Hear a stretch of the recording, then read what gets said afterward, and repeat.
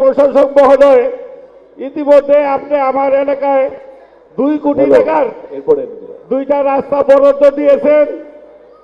আপনি যদি দয়া করে আর 2 কোটি টাকা 8-10টা ছোট ছোট রাস্তা আছে এটি বরাদ্দ দেন, তাইলে আমাদের 49 নম্বর ওয়ার্ডে আর কোনো সমস্যা থাকবে না।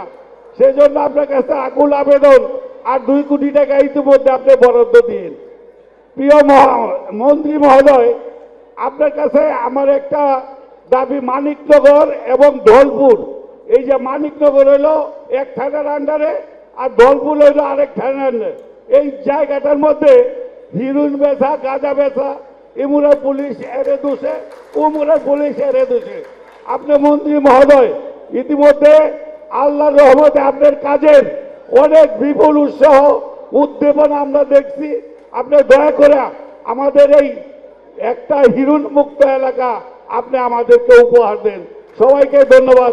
আসসালাম।